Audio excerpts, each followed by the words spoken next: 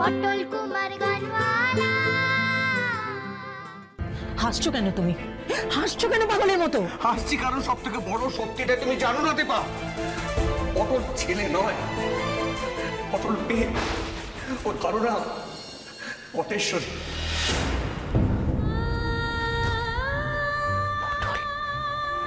পটল মেয়ে? হ্যাঁ দীপা, হ্যাঁ পটল মেয়ে। বল্টু যখন সুভাগাকে ফেলে চলে এলো তখন সুভাগার খুব রাগ হয়েছিল, খুব কষ্ট হয়েছিল, অভিমান হয়েছিল। ওর মনে হয়েছিল ওর যদি একটা ছেলে থাকতো তাহলে সেই ছেলেটা বড় গাইয়ে ওর বাপকে দেখে দিত। কিন্তু কিন্তু পটেশ্বরী তো মেয়ে, সে তো লড়তে পারবে না। আর সেই কথাটা শুনে ওই বোকা মেয়েটা ছেলে সেজে শহরে চলে এলো বাপকে গানের লড়াই হারিয়ে দেবে বলে। কি বলছো তুমি? হ্যাঁ দীপা, আমি সত্যি কথা বলছি, সত্যি কথা বলছি। এই কথাটা আমি অনেকদিন আগে থেকে জানতাম। ওই পটবাকিনীকে আমি বলতে বারণ করেছিলাম, আর তাই তো ও ছেলে সেজেই রয়ে গেল। আমি কাউকে কথাটা বলিনি, আমি চাইনি কথাটা পাঁচকান হোক। কারণ এই কথাটা যদি অতিথির কানে একবার যেত তাহলে ওই পল্টু আর পটলকে শেষ করে দিত। কিন্তু কিন্তু আজ যেটা করতো সেটা কি করতো? হ্যাঁ, পটলের বাপ যে কে এলো? আমি জানি ওই লোকটার উদ্দেশ্য মোটেও ভালো নয়।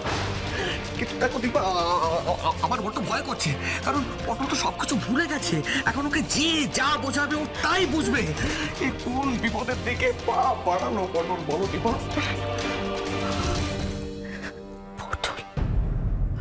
পটল পটল পটল পটেশ্বরী, পটেশ্বরী।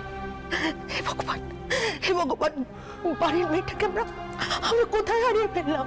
কোথায়? জানি না দীপা, জানি না।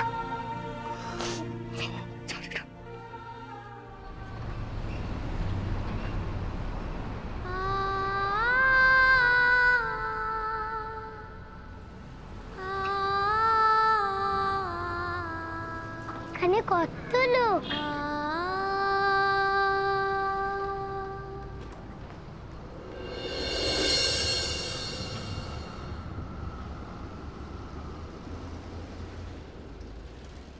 শোনো গো,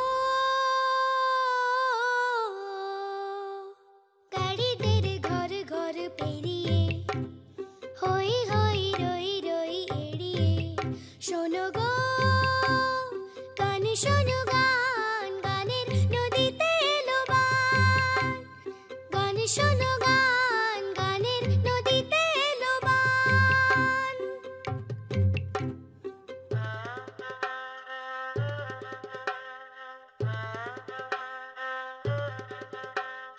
এই আমি এসেছি